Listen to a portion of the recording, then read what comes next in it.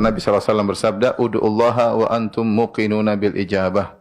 Wa'lamu anna Allah la yastajibu du'aan min qalbin ghafilin lahin." Berdoalah kepada Allah dalam kondisi yakin akan dikabulkan. Ketahuilah Allah tidak mengabulkan doa orang yang hatinya lalai, ya. Jadi banyak orang berdoa namun hatinya lalai. Minta tapi tidak serius, ya. Minta tidak merengek-rengek. Terkadang minta tidak diulang-ulang. Ya, ketika lisannya berbicara sesuatu, hatinya entah kemana. Ya, seperti ini susah untuk dikabulkan. Susah untuk dikabulkan.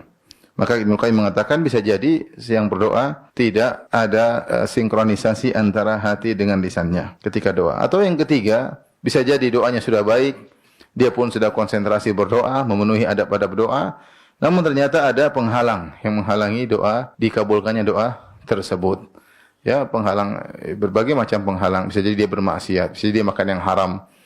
Bisa jadi doa tersebut mungkin tidak pantas untuk dikabulkan baginya, karena kalau dikabulkan maka akan bawa mudarat kepadanya, atau hal-hal yang lain.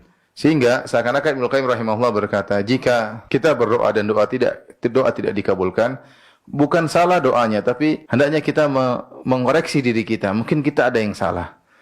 Mungkin kita kurang ikhlas. Mungkin kita kurang dalam berdoa, kurang merengek-rengek. Mungkin kita ketika meminta kurang berharap, ya, sekedarnya doa asal-asalan saja, ya. Ya, sehingga ketika tidak dikabulkan, kesalahan ada pada diri kita. Bukan janji Allah yang keliru. Allah sudah berjanji, wa qala rabbukum ud'uni astajib lakum. Mintalah kepadaku, niscaya akan aku kabulkan. Ketika tidak dikabulkan, kita yang harus kita koreksi, ya. Kita yang koreksi. Mungkin waktunya kurang pas kita berdoa. Berdoanya mungkin asal-asalan, pikirannya kemana-mana, ya.